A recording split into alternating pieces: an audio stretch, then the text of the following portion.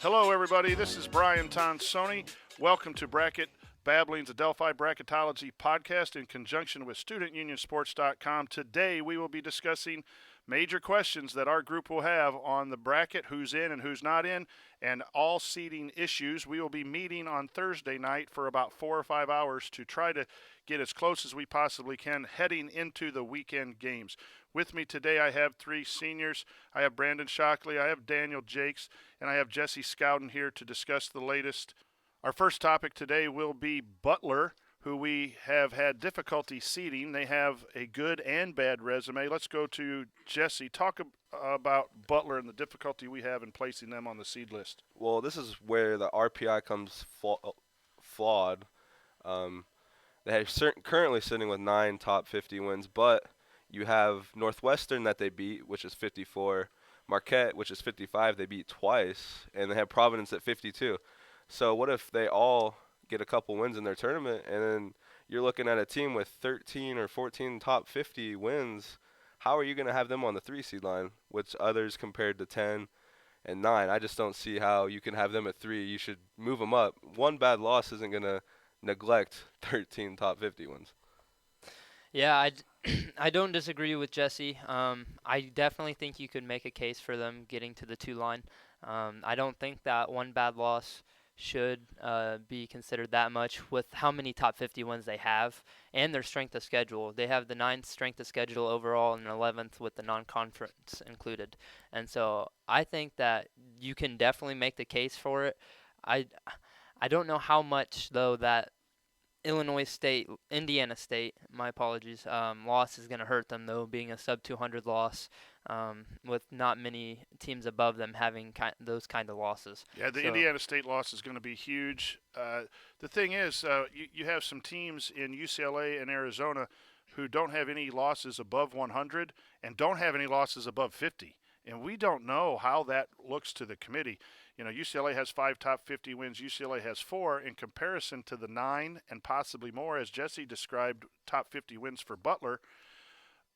How do you compare that? And I think that's the question that we have to answer tomorrow night when we're eating wings and talking that. Compare UCLA, Arizona, Butler. Those are the teams that could be in that 3 range, possibly more. So for our listeners, it's not easy to place a team like Butler with kind of a confusing resume. Our next topic today is going to be Purdue. We have Purdue as the top 5 seed right now, and there's a lot of ways we can move them up. We had them up before the committee reveal, and the committee reveal said that they were a 5 seed. We're going to be comparing them to teams like Virginia and West Virginia. Brandon Shockley, seniors, joining us. What do you think about your Purdue Boilermakers and their chance of getting a 4 seed? They're pretty good.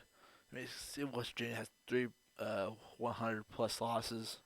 Their strength of schedule in RPI wasn't really that good. I mean, what do you think about Virginia, too, being a school that Purdue can replace in the top 4? I don't really know. Virginia, and I ask because Virginia has lost a lot of games lately. It has 9 losses, and Purdue only has 6 losses. So that's something that we think. Where do you think, Brandon, they'll ultimately end up? Do you think Purdue will be a 4 seed, a 5 seed? Where do you think? They'll be a 5 seed. You believe they'll be a 5 seed. And that's coming from a Purdue fan right there. Let's go to Jesse. Your thoughts on Purdue and the difficulty comparing Notre Dame, their top win, versus West Virginia's 3 top wins, which is going to be the tough question. Exactly. I agree with you on that. Purdue's lacking a huge standout victory.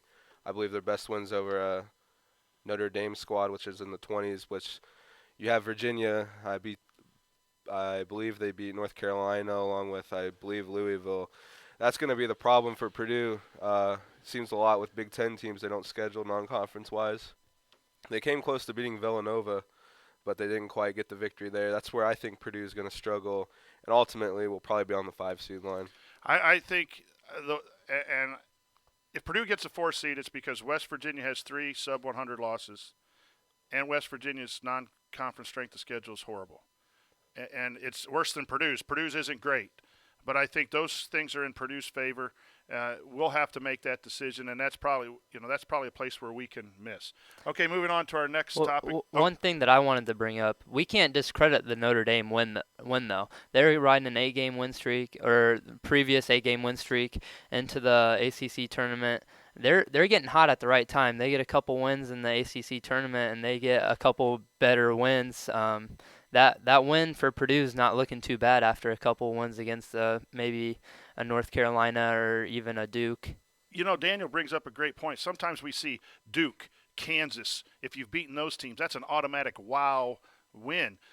But Notre Dame's number 3 in the ACC, and the ACC is the best conference.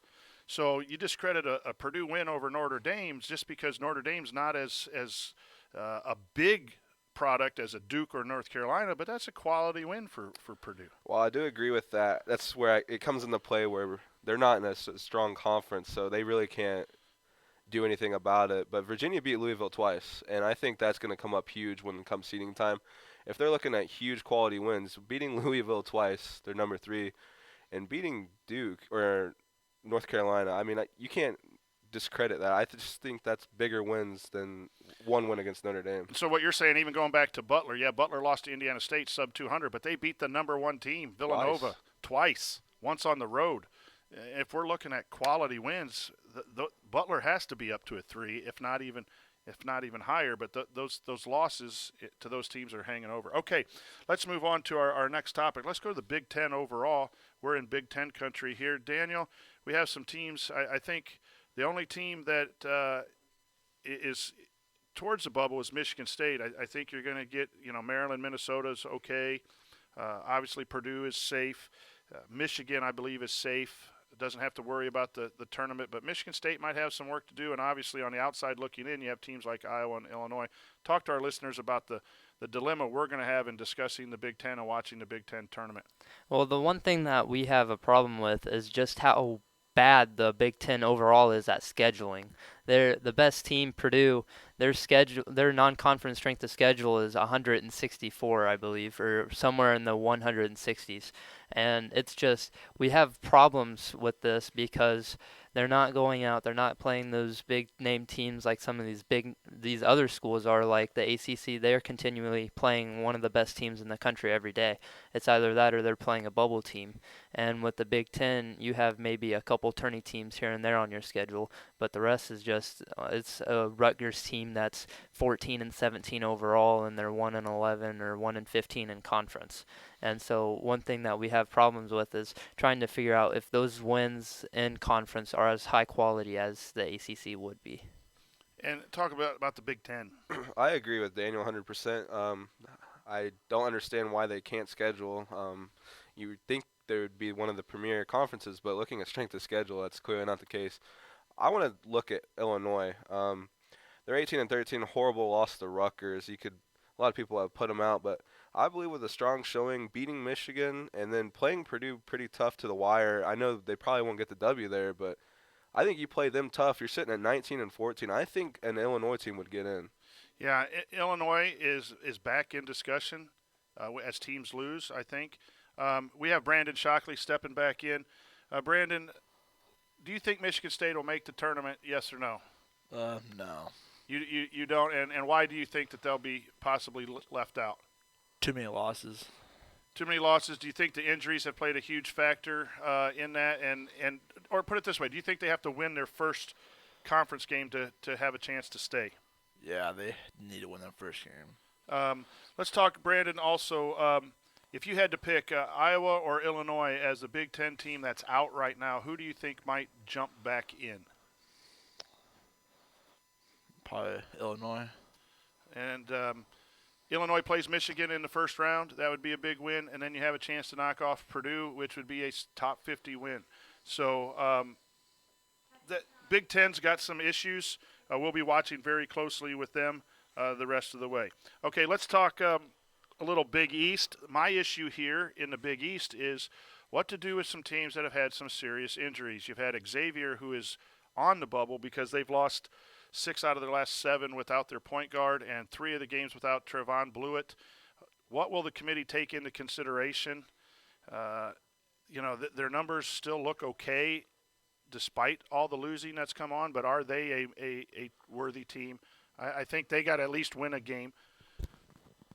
What does the committee do with Creighton, who lost their point guard and has been a 500 team since then? I think those are things we need to watch. And the other teams have benefited from that in Marquette and Providence and Seton Hall. Daniel, your thoughts on the Big East? I think with Creighton, the committee's not going to put so much emphasis on losing Mo Watson just because of how early in the season they lost him. Over a span of time, I think the committee will look at how much time and how much practice that they would have had without being able to play with Watson. Though he is a key player in that system, I think that there's just too much time in between that injury and the selection to where they have some bad losses here. They can't just discredit them. Yeah, I agree with Daniel. Injuries are a sad spot in the sport. I like a team like Providence though. They're riding a really, I believe, 6 or 7 game win streak. I just think they played themselves into the tournament, and it's cool to see a team that really had no shot, really, or teams were discrediting them. But I love to see a team defy the odds and come back and playing themselves into the tourney. Yeah, I think for me, Xavier is in. I think Seton Hall, Providence, I think the results of the Big East Conference aren't really going to matter as far as getting in. It might be a seed. We had an interaction on our Twitter account that asked why is Marquette ahead of Providence, even though Providence beat Marquette twice. Well, head-to-head is not a criteria. We found that out last year when Texas A&M lost twice to Kentucky, but was ranked a 3, and Kentucky was ranked a 4. And it looks body of work. The question that I've seen on Twitter with some of the other people discussing Marquette, Providence, Seton Hall, have they boosted their resume playing teams that were injured, beating Xavier, beating Creighton when they were less than what they were? Yes, they're top 50 Xavier and Creighton are top 50 from early season results and have hung on to that top 50. And that's where the arbitrary, you brought it up, Jesse, earlier, the arbitrary top 50 is just a mess because Northwestern has dropped out to a 54, and that lowered some of the Big Ten numbers, if you will. So you got to kind of look at if you also beat some 52, 53 RPI teams, that's quality wins as well. But I think the Big East is a conference tournament to watch. Other than tonight, Xavier needs to beat DePaul. Let's talk about Syracuse. We're taping this after school, after Syracuse has lost their first game. Syracuse has lots of wins against the top 25, against the top 50, but they're all at home. Thoughts on Syracuse, fellas? I think you can't. I don't think they're in personally. I think they've won too much at home to discredit and not make them a part of the bubble, but I don't think they've won enough from home to put them in. Yeah, 2 away game wins is not tourney level, and one of them, I believe, was at North Carolina State and then at Clemson. But I have a sad feeling that they will get in just because I just have a gut feeling they will. I don't know personally. I just think they'll get in. Jim Boeheim his teams always seem to sneak by and get in. Those 6 top 50 wins also. With the bubble being so weak this year, I feel like they'll get in. You know, with the bubble being weak, I kind of agree with you. Is the top 50, top 25 wins going to take over? And but man, their strength of schedule's not good. Their road record's not good. And I thought they were still in after the loss, and then I looked at our spreadsheet, and when you look at it number-wise, I think Iowa and Illinois are better, and Vanderbilt is better than Syracuse. But again, if you go quality, Syracuse has some names that they've beaten at the Carrier Dome that Iowa, Illinois, Vanderbilt has two Florida wins, so Vanderbilt might be the one to knock them out. But the other thing we got to look at is not just the teams on our first 4 out for Syracuse. We got to look at teams right below them, Syracuse, Rhode Island, and how do they match up. But I think that's going to be a major discussion for us tomorrow night at our bracket meeting is Syracuse. Next topic is Vanderbilt, 17 and 14, and unless they win the tournament, they're going to have 15 losses, and I don't think it's ever happened that a 15-loss team has made the NCAA tournament. Thoughts, guys, on Vanderbilt as a bubble team and decisions we're going to have to make on Vanderbilt? I agree. I don't think a 16-loss team should get in. Their strength of Well, they schedule. got 14 now. Once they lose, they'll be 15, and a 15 team hasn't ever been in. Yeah, I honestly don't think they should get in at all. Their strength of schedule catches my eye though. I like teams that'll actually play teams on the road and at home. But man, 15, I just don't think that gets you in. I agree. I think 14 lost teams and 15 lost teams should be out automatically by rule.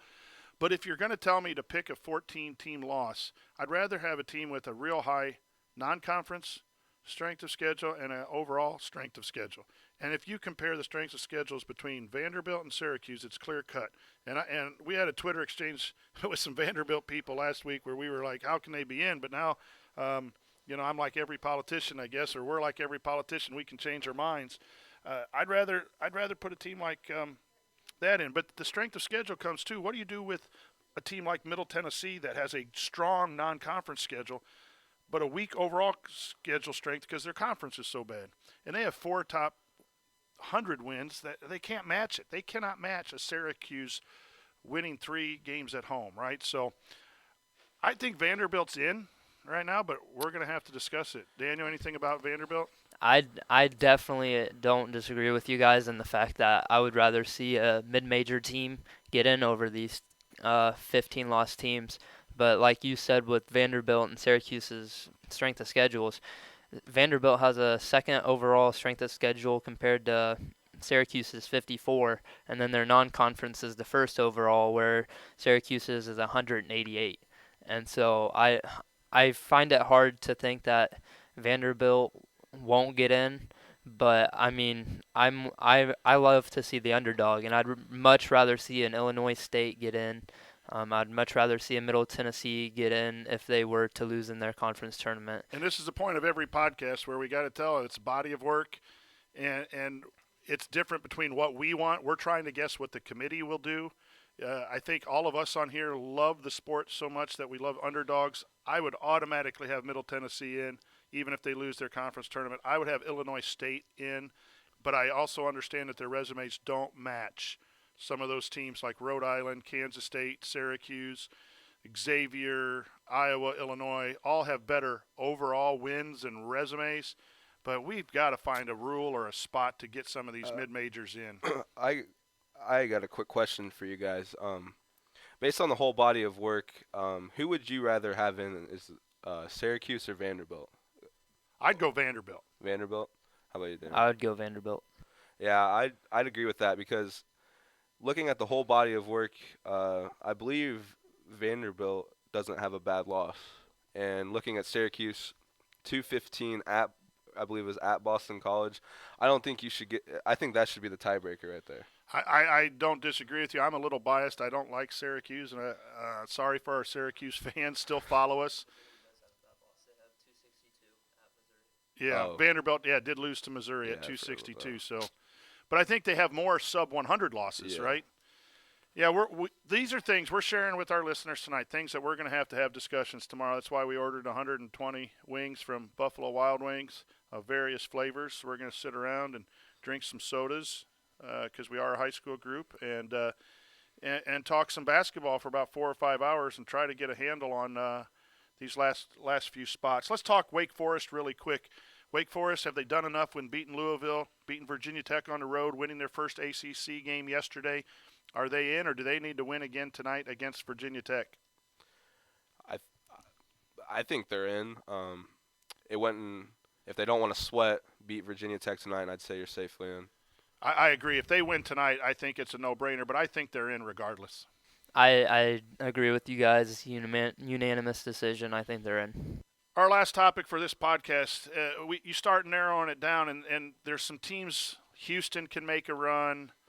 There's still some teams on life support. I saw someone talk about my beloved Hoosiers at 17 and 14.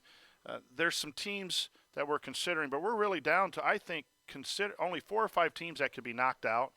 I think there's, Providence is in. I think Seton Hall is in. I think you're looking at a few teams. So let's talk about that last group here on our bubble list, our 11 seeds right now. We have the last 5 teams in as Michigan State, Xavier, Southern Cal, USC, Kansas State, Rhode Island. Those are 5 of our last teams in that I think might need to do some damage this week. We have Iowa, Illinois State, Illinois, Syracuse on the bubble. Ole Miss is a team I still tell you to watch. If they make a run, I think they might be the Tulsa this year. So your thoughts on some of those teams that we have in. Vanderbilt's up to is also in as well. So I think I put them in. I haven't refreshed this list here, but Vanderbilt's also on that list. So those are about 9 to 10 teams that are going to get 5 spots. What are your thoughts? I think you got to watch Iowa. They can't afford a loss to Indiana. Lose to them, and I think they're officially out. Going with Michigan State, I think they're in. They don't have that top-notch win, I believe, besides Minnesota, but they played people, and that's what I like. If you play people, I think you should be rewarded if you're 18 and 13. If they probably need to get 1 win in the Big Ten tournament, I'd say they're safely in. For me, I think it's Kansas State. I think they definitely have to get at least 2 wins in the Big 12 tournament to be considered safely in. I think that their overall body of work is somewhat better just because they've had a couple bigger wins than most teams can say on the bubble. And playing in the Big 12, it doesn't hurt either. I think Kansas State's in jeopardy too. They have a tough matchup. They have Baylor. I mean, if they lose to Baylor, I don't know that that's a bad loss and knocks them out. So I think I don't think they have to win 2 to be in. I think winning 2 gets them automatically in. I think winning 1 gets them automatically in, to be honest with you. And I think they might be in. I mean, they're our second to last team in. So if you think a Syracuse is still in, maybe they fall out. If you think Illinois State or an Iowa, I agree with you, Jesse. Iowa loses tonight to Indiana, done. Illinois loses to Michigan, done. That just leaves a very few teams. BYU lost bad. We have them on our list, done. I think you got California, Georgia, Indiana way down there, have to make 2 or 3 wins to even be considered. Iowa and Illinois State, Illinois, Syracuse, Ole Miss, those 5 have a chance to replace some of our teams currently in the bracket. Vanderbilt, Rhode Island, Kansas State, USC, most dangerous at being left out. We got a little work cut out for us. Let's the other thing we got cut out for us is there's going to you get the same number of points for picking your 12, 13, 14 and 16 seeds well as you do the 1, 2, 3 and 4. And those are teams we don't know a whole lot about. We have one of our own. Delphi graduate Cole Murray has made the dance with Northern Kentucky, and they're going to be a number 15 seed, maybe a 14 seed when all this fleshes out. If they're a 15 seed, we got Kentucky and Louisville as 2 seeds, and they're going to be in Indy. 15 plays at 2. Cole Murray, Delphi graduate, might be playing one of them in our home state. So any thoughts about any of those teams that you've seen from the championship week? Well, I definitely very excited to see Cole Murray make the tournament. Growing up, he was like an idol to me. Every kid in Delphi, I think, always wanted to be Cole Murray. Growing up, seeing him dunk the ball and just shoot lights out in the gym. So I'm ecstatic to see that he made it into the tournament. I think it should be a school holiday. If he plays during the day, I think we should all go to the Little Theater and have Cole Murray's NCAA tournament game on the big screen. What do you guys think? I'm Pizza, I'm getting a ticket down there. So popcorn. Oh yeah, so you'll be skipping school and, Yep. and going down there on Friday. I think I might be absent on that Friday. So we'll leave it up to you, Jesse, to organize. I think I'll be skipping and watch it too.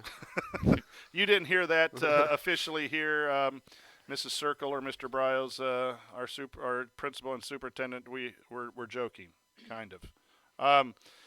Anything about the bottom seeds, the championship week that you'd like to share with our listeners? I'm a little biased because I like the Big Ten, but don't be surprised if you see a Michigan winning it all. I honestly don't. The Big Ten tournament or the NCAA tournament? I'm at the Big Ten tournament. Okay. My bad. I honestly think anyone can win that. Looking at it, I could see Minnesota possibly winning it. I just think that it's going to be crazy. You heard it here first. Jesse Scouten, the resident Big Ten fan. This has been Bracket Babblings, a podcast where we discuss everything about the NCAA men's basketball tournament, a Delphi bracketology production in conjunction with StudentUnionSports.com. We thank you for listening. Please follow us and interact with us on Twitter at Delphi Brackets. We'll try to get back with you. Also, check out our webpage, delphibracketology.weebly.com. Babblings.com. We've had a lot of visitors lately. We'll try to get an updated bracket up there soon, but we update our seed list almost on a daily basis until selection show. Until then, happy basketball watching.